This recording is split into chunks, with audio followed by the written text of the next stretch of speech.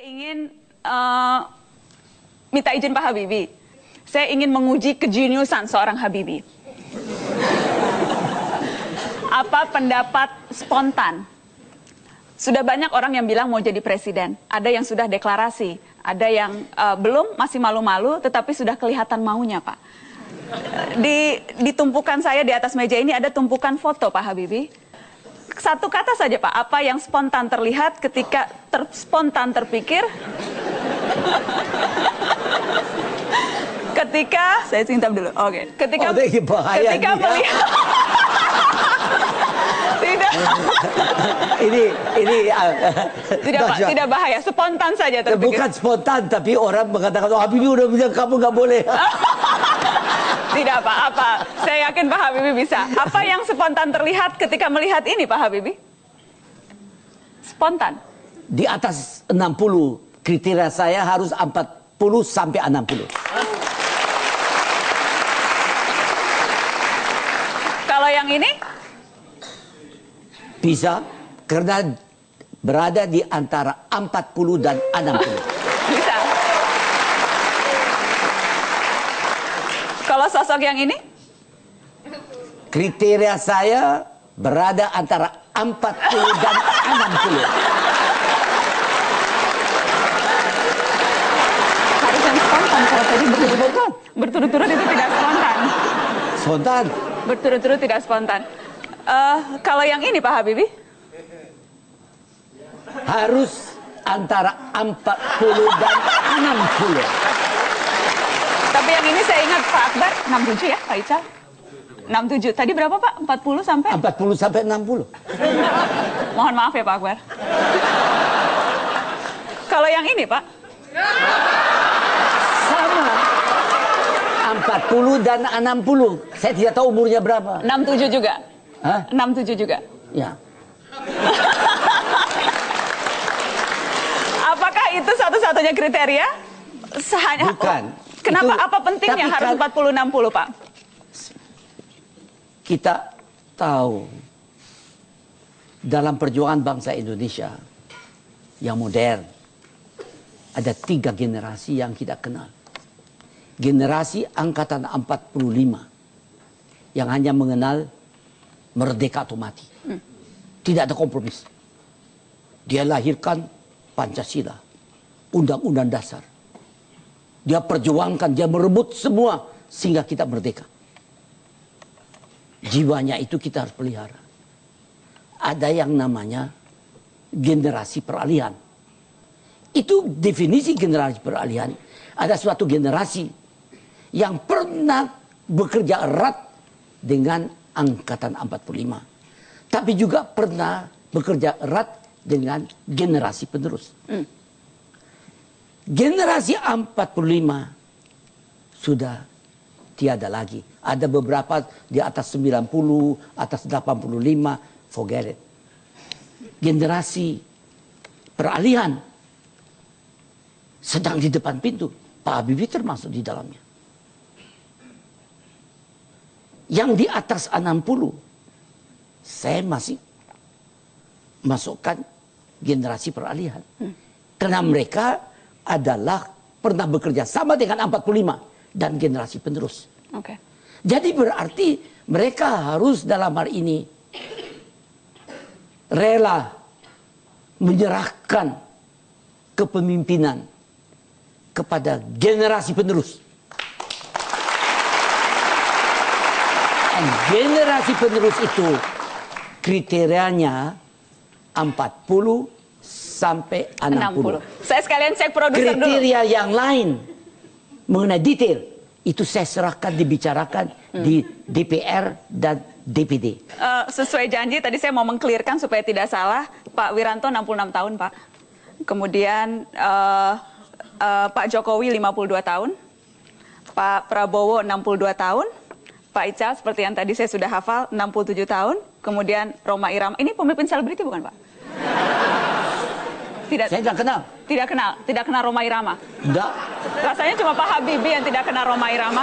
Ya, saya tidak kenal karena saya nggak tahu siapa dia dan tidak tahu mainnya apa. Yang Pak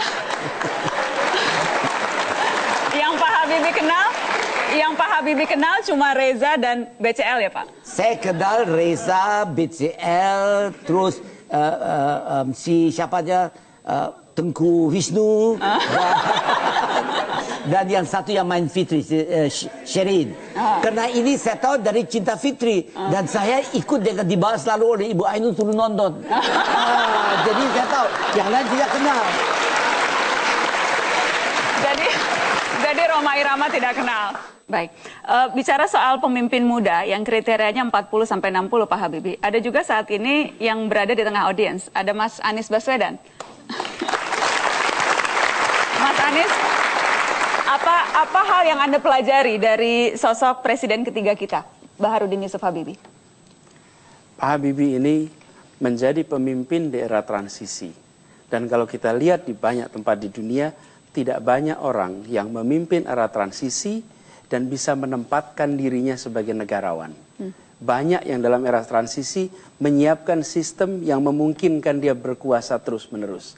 Pak Habibie justru mendorong kita untuk melihat, ini contoh, ketika kesempatan itu ada untuk membentuk sistem yang menguntungkan, dia justru membuat sistem yang baik untuk semua. Ini contoh luar biasa. Lalu sesudah itu, Pak Habibie dalam waktu 517 hari, era kepemimpinan itu, menerbitkan lebih dari 57 undang-undang, 1 perpu.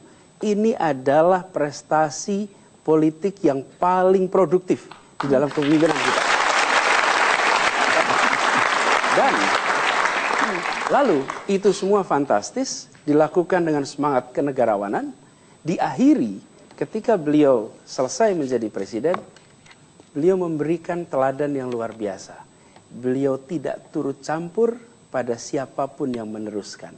Dia mengambil sikap sebagai negarawan total, menyaksikan, memberi nasihat, tetapi tidak ikut campur lagi di dalam politik, tidak ngerepoti penerusnya. Dan Pak Habibie mengambil posisi saya sebagai senior citizen yang terhormat di Indonesia. Itu pelajaran dari Habibie. Jadi Mas Anies, itu pesannya untuk presiden yang saat ini sedang memimpin, habis turun, pensiun saja, tidak usah urus-urus politik, begitu ya maksudnya? Itu pesannya? Ya, buat semua presiden, termasuk yang sekarang. Oke. Harus pensiun dan tidak usah urus politik. Pak Habibie, untuk menutup, saya teringat sumpah Pak Habibie yang begitu menggetarkan dada. Kalau boleh saya minta Pak Habibie membacakan lagi sumpah itu untuk audiens yang ada di sini dan juga pemirsa Mata Najwa. Oke. Sumpahku terlentang, jatuh, perih, kesal. Ibu Pertiwi, engkau pegangan, janji pusaka dan sakti, tanah tumpah darahku, makmur dan suci. Hancur badan, tetap berjalan. Jiwa besar dan suci membawa aku padamu. Padamu Indonesia makmur dan suci. Baharudin Yusuf Habibie, kita berikan sambutan yang luar biasa. Terima kasih banyak sudah hadir di Mata Najwa malam hari ini. Terima kasih banyak Pak Habibie sudah hadir di Mata Najwa.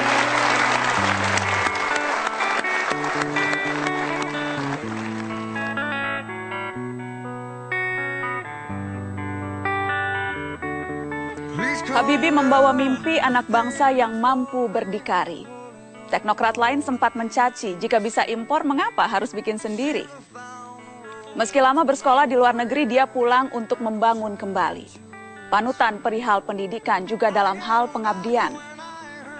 Sebagai pemimpin, dia memberi visi, industri strategis harus dikelola sendiri. Di tangan Habibie, Indonesia seperti bernyali, siap mencuat dan berkompetisi. Sebagai ayah dan suami, dia menyentuh hati, meriwayatkan cinta dan kasih kinasih abadi. Tak bisa dipungkiri, Habibie meniupkan ruh demokrasi di era reformasi yang penuh caci maki.